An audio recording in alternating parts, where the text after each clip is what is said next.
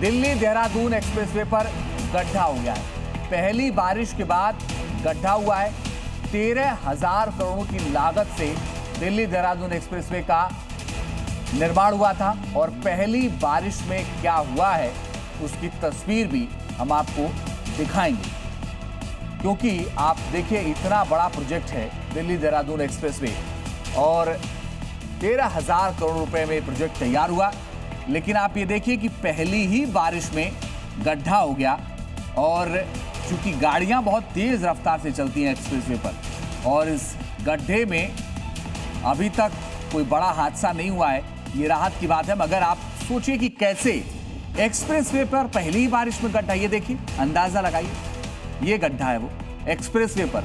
Delhi Dehradun expressway 13,000 crore में बना लोगों की सुविधा के लिए, लेकिन पहली बारिश में गड्ढा हो गया और कुछ लोगों ने उसका वीडियो बना लिया है, क्योंकि गाड़ियां वहां गड्ढे में ना धंस जाए, इसलिए कुछ लोग वहां खड़े हैं और गाड़ियों को डाइवर्ट कर रहे हैं।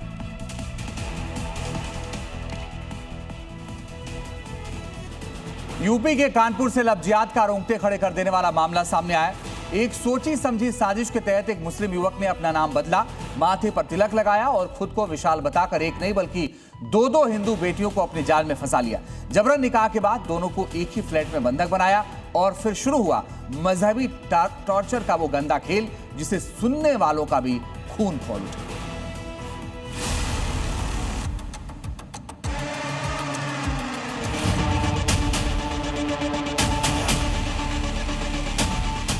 कानपुर के पनकी इलाके में लव जिहाद की कट्टर साजिश सामने आई, जिसके शिकार एक नहीं बल्कि 2 हिंदू बेटियां हुई। पुलिस की गिरफ्त में बेबस दिखने वाला ये शख्स कोई सीधा साधा इंसान नहीं बल्कि लव जिहाद का वो साजिश करता है जिसने 2 हिंदू लड़कियों की जिंदगी को नरक बना दिया।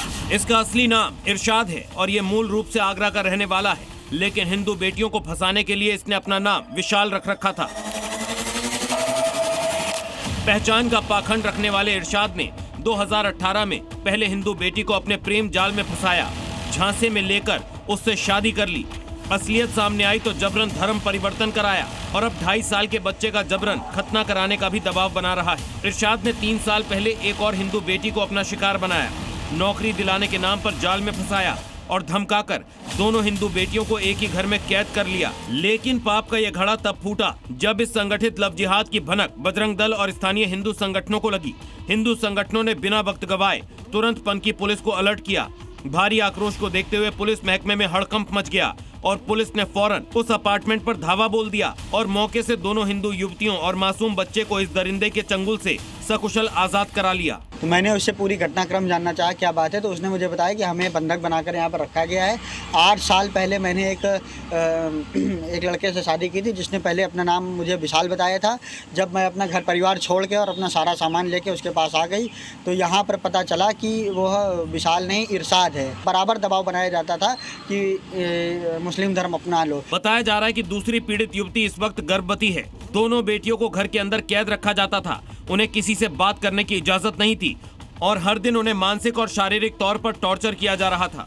8 वर्ष पूर्व इनकी शादी हुई थी। जैसा कि जानकारी मिली है, लड़की बता रही थी कि हिंदू बनकर इसने मित्रता की थी, विवाह किया था। धीमे धीमे जब जानकारी मिली तो विवाद हुआ, तो फिर धीमे धीमे उसको प्रलोभन देकर के उसको दबाव बना करके उसको रखा रहा और जब समय समय पर उसको मारपीट करता था, मांस खिलाता था, धर्मांतरण दबाव बनाता था। पर प्राथमिक दर्ज करके उसको पकड़ के बंद कर दिया गया है और संबंधित धाराओं में उसको जेल भेजा जाएगा। 2 पीड़ित बेटियों की शिकायतों के आधार पर पनकी थाने में लव जिहाद, धोखाधड़ी, जबरन धर्मांतरण का दबाव और बंधक बनाने जैसी संगीन धाराओं में FIR दर्ज की गई है। ये व्यक्ति द्वारा 2 महिलाओं को बंधक बनाया गया है। पुलिस द्वारा घटना गंभीरता को देखते हुए तत्काल टीम बनाई गई और मौके पर रवाना की गई। मौके से 2 महिलाओं को बरामद किया गया है, थाने लाया गया है। उनके द्वारा जो सूचना उपलब्ध कराई गई, जो तहरीर दी गई है, उसके आधार पर मुकदमा लिखा गया है। इसमें जो नामजद अभियुक्त है वो उसे पकड़ लिया गया, पुलिस हिरासत में है और मुकदमा लिख के अपनी विधिक कार्रवाई की जा रही है। आरोपी इरशाद को सलाखों के पीछे भेज दिया गया है और पुलिस अब इस बात की जांच कर रही है कि इस लव जिहाद के खेल में इरशाद के पीछे और कौन-कौन से चेहरे शामिल हैं। लेकिन इस घटना ने एक बार फिर साफ कर दिया है कि लव जिहाद की साजिशें जमीनी स्तर पर कितनी गहरी हो चुकी हैं, जिसमें हिंदू बेटियों को शिकार बनाया जा रहा है। ब्यूरो रिपोर्ट, जी मीडिया।